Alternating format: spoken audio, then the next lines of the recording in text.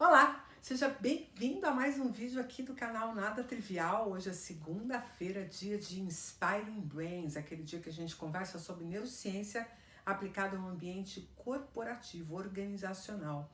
E esse quadro aqui é um oferecimento da Illumine, a consultoria organizacional que leva a neurociência para as empresas, discutindo um monte de temas.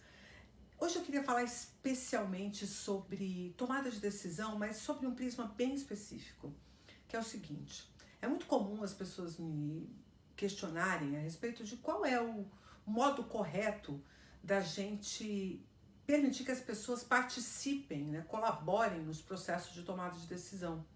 Porque uma das coisas que eu insisto muito é que o líder pratique uma escuta ativa, que ele realmente tenha interesse em ouvir o que os seus liderados, até mesmo os seus pares têm para lhe contar, porque às vezes a gente tem a percepção de que eu só preciso escutar aquilo que eu não sei. E como a gente tem muitas ideias do tipo, isso eu já sei, ou essa experiência eu já vivi, ou eu já sei o que vão me dizer, a gente acha que a gente tem que escutar só o que a gente ainda não sabe. Mas na verdade não é isso. Nós temos que dar espaço, nós temos que dar escuta para que o indivíduo, nosso interlocutor, sinta que nós temos interesse naquilo que ele está falando, né? Se sinta participante efetivo, porque caso contrário, quando a gente realmente precisar que as pessoas participem, que as pessoas se envolvam, elas já não terão mais aquela motivação em alta.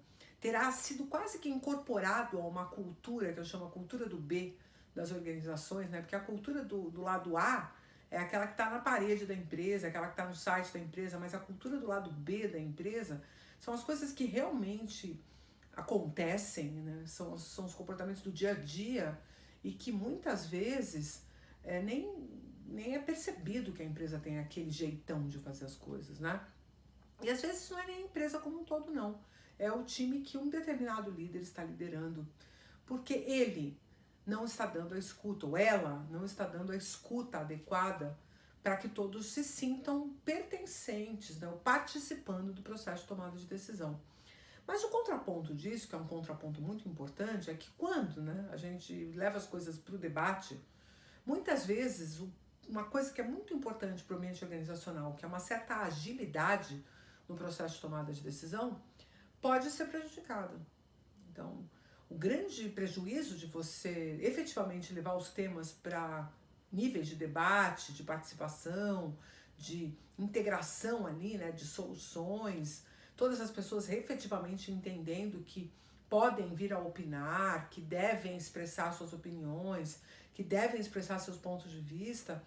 Essa perspectiva faz com que muitas vezes, ao invés da gente ter uma organização, a gente acabe participando de um partido político, né? Onde o debate é o modo, né? Ao invés de efetivamente o meio através do qual a gente toma as decisões para que os resultados venham, não seja esse meio que parece, na verdade, uma grande briga de opiniões, né?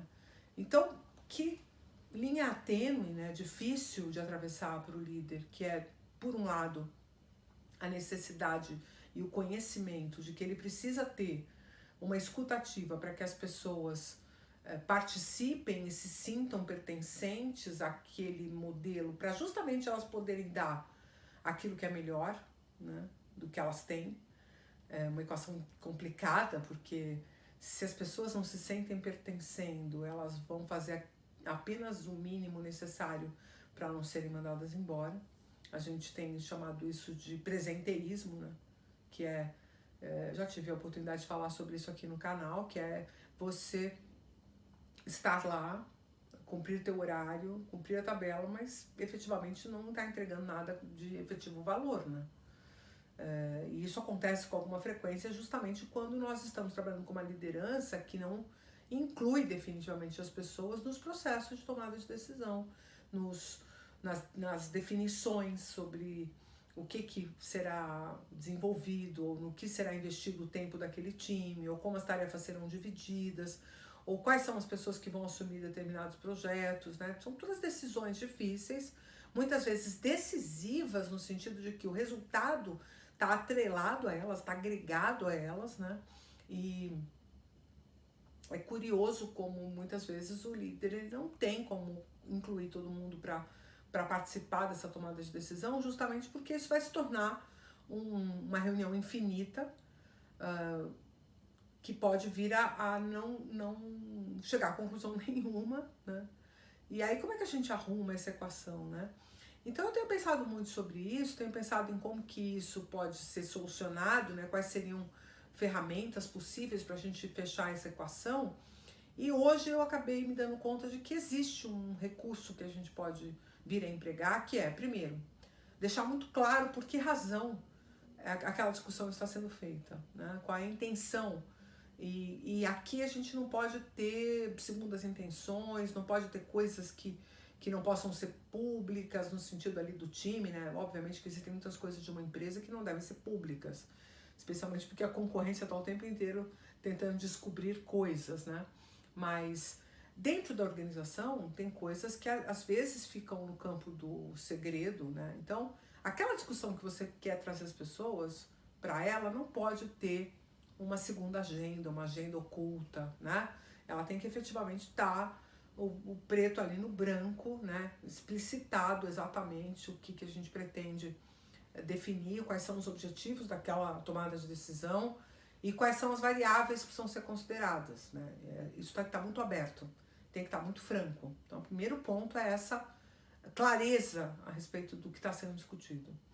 Depois uma fala, um posicionamento sobre a importância de todos darem suas contribuições, porque é justamente por isso que a gente tem tentado manter os times os mais diversos possíveis, com experiências das mais ricas possíveis. Então, uma fala sobre temos interesse mesmo em posições que são divergentes é muito importante, porque as pessoas meio que nas organizações têm uma tendência muito grande de acabar incorrendo num viés que é o viés de grupo. Então, ok, o líder está falando de alguma coisa. Uma pessoa que todo mundo sabe que o líder admira e que o líder tem dado bastante ouvido se posiciona numa dada direção. A chance que tem do grupo procurar consenso com essa pessoa é relativamente grande.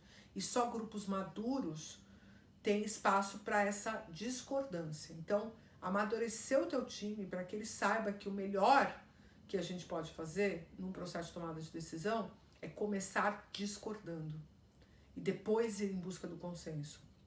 Então, tem um recurso possível que, ao invés de você perguntar e pedir para as pessoas falarem sobre o que elas estão pensando ou o que elas estão achando sobre aquele tema ou sobre aquele problema, é pedir que elas escrevam. A primeira intervenção de todos deveria ser por escrito.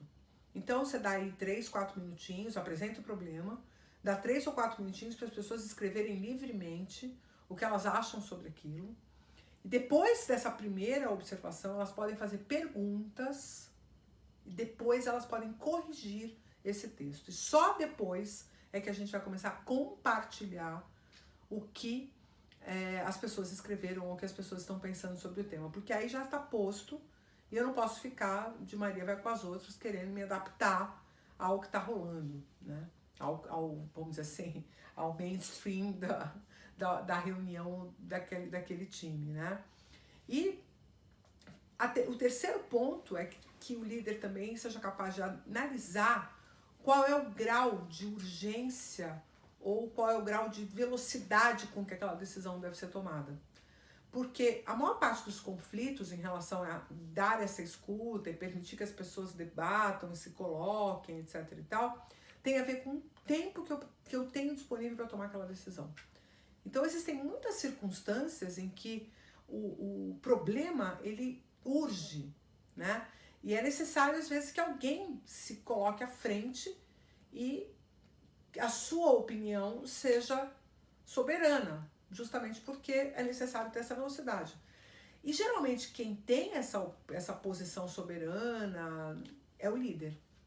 Então, tem um ponto aqui que pode vir a ser um recurso, que é o líder ter em mente quem são as pessoas do time dele que têm expertises com as quais ele poderia, inclusive, contar caso ele precise de uma tomada de decisão mais rápida e que ele precise apenas, então, de alguns interlocutores ao invés do time todo.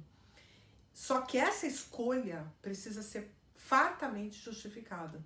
Então, que tipos de assuntos você dará preferência para que tipos de pessoas e quais são os conhecimentos que essas pessoas têm que farão com que você irá valorizar a mais e acabar chamando para uma reunião só essas pessoas.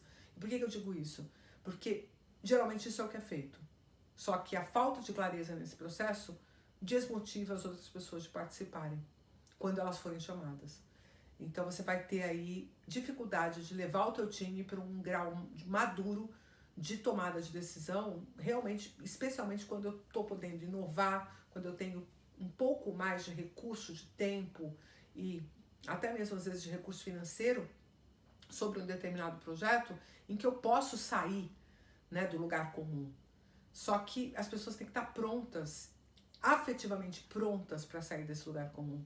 E o jeito para isso acontecer é elas sentirem que efetivamente a voz delas tem importância, que às vezes elas não têm voz, não é porque elas não são respeitadas, mas é porque o problema demandava uma tomada de decisão mais rápida. Então, clareza a respeito do problema, a perspectiva de que as pessoas não sofrerão viés de grupo, quer dizer, existe um espaço para que elas se posicionem independentemente da posição dos outros, e depois algum contingente, alguma contingência especial na qual você vai lançar a mão quando você tiver pressa e necessidade de tomar decisões rápidas. Obviamente, também tem o conjunto de decisões que são do líder e que ele precisa ter, né, o repertório para poder tomar. Mas toda vez que você for dividir tomada de decisão com o seu time, que você possa considerar esses pontos, porque isso será de extrema valia para que você mantenha o time engajado nesse processo de decidir e de pensar sobre os problemas. Espero que tenha feito sentido para você. E se você está querendo levar a neurociência para sua empresa, para levar essas discussões, não esquece de considerar a Illumine, a consultoria especializada em neurociência aplicada ao ambiente organizacional. Visite o site, conheça o portfólio de produtos e a forma como a Illumine leva a neurociência para as empresas. O canal Nada Trivial, no seu quadro Inspiring Brains, é patrocinado pela Illumine. E eu espero que você tenha curtido, deixe aqui seu joinha, se inscreva no canal se você ainda não está inscrito e compartilhe com quem você acha que pode se beneficiar desse conteúdo. Um abraço e até o próximo.